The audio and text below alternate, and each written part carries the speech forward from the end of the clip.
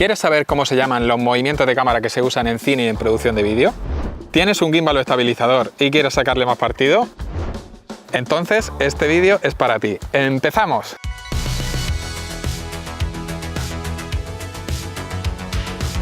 Continuamos hablando del lenguaje audiovisual y probablemente este es el vídeo más difícil que he hecho hasta la fecha. Cuando hablamos de los tipos de planos según el tamaño y de los ángulos de cámara, más o menos los llamamos igual en todos los países hispanohablantes. Con los movimientos de cámara la cosa se complica. Llevo meses dándole vueltas a este vídeo y consultando a otros amigos y amigas cineastas y nadie llama exactamente igual a todos y cada uno de los movimientos. Además, hay muchas combinaciones posibles. Así que para que tengáis una visión lo más amplia posible, vamos a ver muchos ejemplos de movimientos de cámara con algunos de los nombres que pueden adoptar. Tened en cuenta que si no vivís en España, a estos movimientos de cámara puede que le llaméis de una forma diferente, así que os invito a que participéis y aportéis vuestra experiencia a la comunidad de Render Cine, dejando en los comentarios los nombres con los que conocéis estos movimientos de cámara, que aquí estamos para aprender unos de otros, y nunca se deja de aprender. También veremos cómo se llaman en inglés para que podáis entender las abreviaturas de un guión técnico, como este de Parásitos, que es una joya. Vamos al lío. Tipos de movimientos de cámara. A muy grandes rasgos se suele decir que hay dos tipos de movimientos de cámara físicos y movimientos de cámara ópticos. Como podéis ver, el resultado es muy distinto si movemos la cámara físicamente hacia adelante, así lo hacemos haciendo zoom sin desplazar la cámara, que sería un movimiento óptico. Luego hablaremos en profundidad de los movimientos ópticos y veremos algunos usos que podemos darle. Pero vamos primero con los movimientos de cámara físicos, porque los hay de muchos tipos y el que acabamos de ver es solo uno de ellos. Movimientos de cámara físicos. Cuando hablamos de movimientos de cámara físicos, también los hay de dos tipos, los que tienen desplazamiento de la cámara sobre su propio eje y los que no. Yo lo voy a hacer con un gimbal para que lo veáis en acción de una forma más clara. Panorámica. La panorámica es un movimiento de la cámara sobre su propio eje horizontal, es decir, una rotación de la cámara de izquierda a derecha o viceversa. La percepción como espectadores es la de un movimiento similar a cuando giramos la cabeza. En un guión técnico lo podemos abreviar escribiendo pan, que es como se le llama en inglés. Cuando trabajamos en equipo usamos el verbo panear para indicarle a la persona que opera la cámara que realice este movimiento. La llamada panorámica de seguimiento cumple la función de seguir el recorrido de un sujeto o de un vehículo que se mueve. La panorámica de reconocimiento o descriptiva hace un recorrido por la escena para permitir que el espectador se fije en todos los detalles del escenario o para mostrarnos una visión general de un lugar, y puede usarse como un plano subjetivo si viene precedida de un plano corto de un personaje que está mirando un escenario. También nos puede servir para revelar algo que no estaba al empezar el plano, como el nombre de un sitio o un personaje que no esperábamos causando sorpresa. Barrido. Cuando hacemos una panorámica muy rápida que produce imágenes borrosas durante el movimiento, le solemos llamar barrido. Con este tipo de panorámica lo que intentamos es atraer la atención hacia la siguiente imagen. Entre sus funciones se incluyen las de comparar o contrastar personajes o lugares. Así imprimimos mucho más ritmo a ese vídeo o película. En inglés se llama whip pan y es algo que le gusta usar mucho, por ejemplo, a directores como Damien Chazelle y Wes Anderson. El barrido se puede hacer directamente en cámara o se puede hacer en el montaje, uniendo dos planos grabados por separado. Para ello usaremos un corte en medio del movimiento para que no se note la transición. De esta forma podemos trasladar al espectador en el tiempo o en el espacio dando sensación de ser un solo plano con continuidad. Tilt o panorámica vertical. El tilt es cuando la cámara se mueve en vertical, pero sin desplazar el eje horizontal. Puede ser arriba o abajo o viceversa. Y el término proviene del inglés directamente sin traducción. Aunque he de decir que a mí en la universidad me lo enseñaron como panorámica vertical y conozco a muchas personas que también lo llaman así. En cualquier caso, el término más usado es tilt, para que no nos volvamos locos. Cuando miramos hacia arriba es tilt up y cuando miramos hacia abajo es tilt down. Y entre otras funciones nos puede ayudar a revelar a un personaje o a un lugar o a mostrar una relación de superioridad o inferioridad cambiando el ángulo de picado a contrapicado o al revés. Roll. El roll es un movimiento de rotación sobre el llamado eje Z. Cuando es un giro completo de 360 grados hay quien le llama plano Inception, porque Christopher Nolan lo hizo famoso con esta escena. Pero vamos, que se llama roll, que significa rotar. El roll obviamente es muy espectacular porque se sale de lo natural. Es digamos un plano imposible para nosotros, que no podemos girar la cabeza así. Así que cuando lo uséis, intentad que esté justificado. Por ejemplo, en El Caballero Oscuro, Nolan utiliza un movimiento de roll en un momento en el que parece que Batman ha vencido al Joker, pero el Joker tiene una la manga y al mismo tiempo que pone las cartas sobre la mesa, la cámara gira para darle la vuelta a la situación. Puede quedar muy bien cuando tenemos una composición en la que hay una forma circular o hay un movimiento circular que acompañamos con la cámara.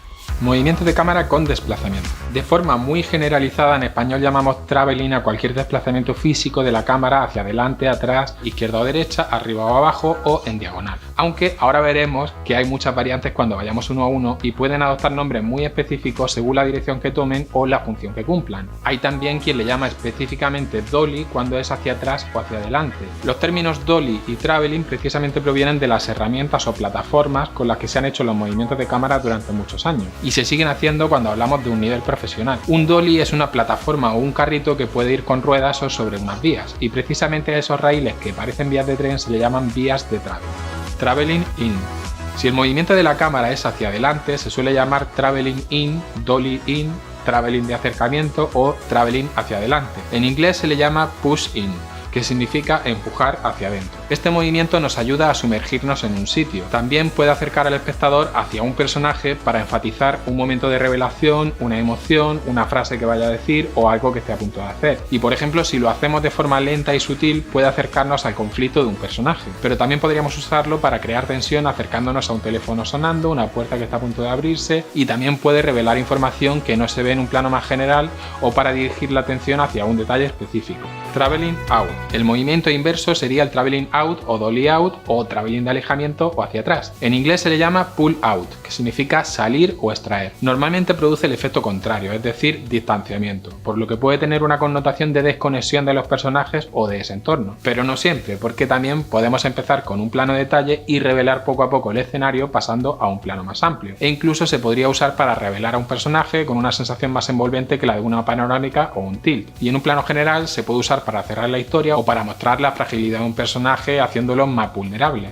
Traveling lateral. Si el desplazamiento de la cámara es hacia los lados, en español solemos decir traveling lateral hacia izquierda o derecha. Este movimiento nos puede ayudar a reforzar la atención sobre una persona o un objeto. También puede servir para revelar el contexto donde transcurre la acción o incluso para generar un chiste. En inglés lo podéis encontrar como track left o track right. Track con U, como camión. Traveling de seguimiento. Uno de los travelings que más se utiliza, y no importa en qué dirección o ángulo se haga, es el traveling de seguimiento, que se llama así por la función que cumple y no por la dirección. Este tipo de traveling acompaña a un personaje o a un vehículo y realmente se puede hacer prácticamente desde cualquier ángulo: frontal, dorsal, contrapicado e incluso cenital. En un guión técnico simplemente lo describiremos indicando el ángulo desde el que se va a hacer el seguimiento: desde atrás, desde arriba, lateral. En algunos planos secuencia se usa para crear incertidumbre. ¿A dónde se dirige este personaje? ¿Y qué va a pasar cuando llegue a donde se dirige? También es importante mencionar que un traveling de seguimiento no necesariamente tiene que ser un plano súper estable. Al hombro también se le puede llamar traveling de seguimiento, con la particularidad de ser un plano más movido y trepidante que nos introduce en la escena de una forma más directa y más cruda y no es tan estética como un plano estabilizado. Cuando es desde atrás, en inglés se le llama forward tracking shot o follow. Si lo que hacemos es ir hacia atrás, es decir, siguiendo algo o alguien para verle de frente, en inglés se le llama backward tracking shot. Si el movimiento es lateral, en inglés se dice track left o track right, es decir, seguimiento hacia izquierda o seguimiento hacia derecha. Traveling circular. Otra variante es el traveling circular. En inglés se le llama arc o 360 y consiste en girar alrededor de alguien dándonos una sensación mucho más inmersiva que si tuviéramos la cámara estática. Aquí podéis ver un ejemplo de una película de Scorsese en el que la cámara gira alrededor de esta pareja para provocar un momento íntimo. Pero también se utiliza para darle un aspecto épico a los personajes, como en este de Avengers, que hace que todo el equipo se vea como un héroe colectivo. Si además lo hacemos con un teleobjetivo, es decir, con una lente que tiene una distancia focal larga, al movernos rodeando al personaje conseguiremos darle mucho más dinamismo a ese plano, porque lo que está cerca se mueve despacio, pero lo que está al fondo se mueve muy rápido. Esto es lo que se suele llamar parallax effect en inglés, efecto parallax. Otra función del traveling circular, si se hace a mucha velocidad, es la de generar tensión. E incluso en Ciudad de Dios, Fernando Meirelles usa una combinación de dos traveling circulares para hacer un flashback. Traveling vertical. Este es uno de los movimientos de cámara que más nombres puede adoptar en función de la fuente que consultéis. A mí me lo enseñaron como traveling vertical hacia arriba o hacia abajo, y así es como lo he oído siempre en rodajes. Y en inglés se llama boom up o boom down, aunque también lo podéis encontrar como pedestal, e incluso podéis encontrarlo como crane up o crane down, que significa grúa hacia arriba o hacia abajo, como por ejemplo el plano con el que empieza la película Parásitos. Este tipo de planos nos pueden servir para revelar algo que no vemos al principio del plano, para tener una vista más amplia del lugar o para cerrar una historia, como hacen muchas películas, pero también nos puede servir para seguir a un personaje que está descendiendo o subiendo en altura, como por ejemplo en La chaqueta metálica. Movimientos ópticos. Los llamados movimientos de cámara ópticos en realidad son movimientos dentro de la óptica más que un movimiento de cámara, porque lo que se mueve son las lentes. Pero la mayoría de libros lo recogen como un movimiento de cámara, porque el espectador sí lo percibe como un movimiento del encuadre que se cierra o se abre para acercarse o alejarse. En palabras más sencillas, hacemos zoom in o zoom out. Y es importante distinguir entre dos tipos de zoom, el zoom óptico y el zoom digital. El zoom óptico se puede hacer cuando usamos un objetivo o lente de focal variable, llamado también objetivo zoom. Y cuando hacemos un zoom óptico, en realidad estamos modificando la llamada distancia focal, y esto tiene consecuencias sobre la imagen. A diferencia del traveling, cuando usamos el zoom de acercamiento, la distancia entre los objetos se comprime, el ángulo de visión se estrecha y el fondo se desenfoca, porque la profundidad de campo es menor. Pero de la profundidad de campo ya hablaremos en otro vídeo, porque da para un vídeo entero. De momento lo tenéis explicado en un artículo de aprendercine.com. Lo importante es que entendamos que la percepción visual y de la distancia entre los objetos cambia a medida que hacemos zoom in o zoom out. No es un movimiento que percibamos como natural, porque nosotros no tenemos zoom en nuestros ojos. Para poder ver algo de cerca, o nos acercamos o usamos unos prismáticos. Pero que sea algo artificial no quiere decir que sea una mala opción. Todo depende de lo que queramos contar o del estilo que queramos imprimir a nuestro vídeo o película. Y aunque alguien dice que el zoom no es muy cinematográfico, hay muchísimos grandes directores que lo han usado: Scorsese, Kubrick, Kieslowski, Agnès Varda, Sergio Leone y por supuesto Quentin Tarantino, que en concreto usa mucho un tipo de zoom: crash zoom.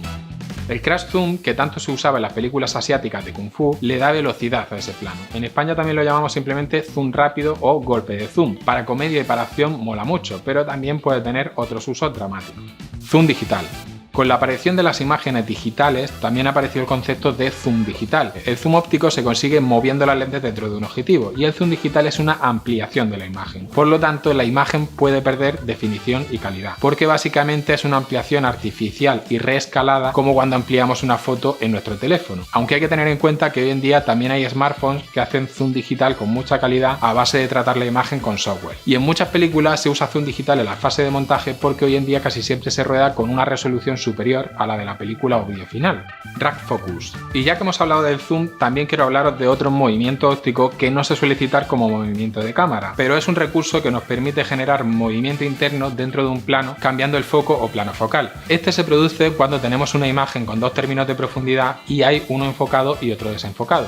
Este movimiento tiene una capacidad narrativa visual muy importante, ya que nos permite dirigir la mirada del espectador dentro del encuadre. Viéndolo así, ¿tú qué dices? Si el zoom es un movimiento de cámara, ¿no debería serlo también el drag focus? Traveling zoom o dolly zoom. El traveling zoom o dolly zoom, que también se le llama retro zoom, traveling compensado o zoom paraláctico, es una combinación de movimiento dolly y zoom para lograr un efecto óptico. Hitchcock lo utilizó de forma magistral en su película Vértigo y hoy en día se utiliza mucho tanto en cine como en televisión. Consiste en mantener el tamaño del plano de la persona que estamos filmando, pero el fondo cambia comprimiéndose o alejándose. Y para realizarlo tendríamos que hacer zoom in al mismo tiempo que hacemos un traveling out o al revés. Lo has podido ver en películas como Tiburón de Steven Spielberg o El Señor de los Anillos de Peter Jackson. Cámara suelta al hombro. Quiero mencionar también un estilo de rodar más que un movimiento en sí. Consiste en llevar la cámara al hombro o puesta sobre un trípode pero suelta sin anclajes para que se mueva libremente. De esta forma el operador de cámara va buscando la acción según van sucediendo cosas, puede usar zoom cuando lo crea necesario y dota a la película de un estilo más cercano al documental y más caótico. Combinaciones de movimientos. Además de esto, ten en cuenta que todos estos movimientos se pueden combinar. Podemos hacer panorámicas mixtas o diagonales e incluso podríamos hacer una panorámica o un tilt al mismo tiempo que hacemos un traveling lateral. Como siempre, el límite está en nuestra imaginación y en nuestra destreza a la hora de ejecutar estos movimientos de cámara. Por último, recordad que un movimiento de cámara no es necesariamente mejor que un plano fijo o estático, que en inglés se diría fixed o static. Por lo general, siempre que movamos la cámara, lo ideal es que esté justificado, es decir, que cuente o transmita algo, que cumpla una función o ayude a comunicar el estado de los sentimientos de los personajes o que añada una capa de profundidad más a esa narración audiovisual. En Seven, por ejemplo, dentro de una misma escena, David Fincher rueda a un personaje con la cámara al hombro de forma caótica y a otro completamente fijo, y de esta forma nos muestra el estado mental de cada personaje. Y esto lo podéis aplicar a cualquier producto audiovisual, no solo al cine. Pero recordad que hay películas o videoclips musicales enteros en los que todos los planos son fijos. Sin ir más lejos, el cine de Yasuhiro Ozu o el del sueco Roy Andersson. Su fuerza visual radica precisamente en la composición de los encuadres y en la ausencia de movimientos de cámara. Por último, antes de despedirme, os recomiendo ver un vídeo si no lo habéis visto todavía y no sabéis lo que es un guión técnico. Creo que es importante que conozcáis esta herramienta y la uséis, sobre todo en los primeros trabajos de vídeo que hagáis, para que intentéis pensar los planos antes de grabar.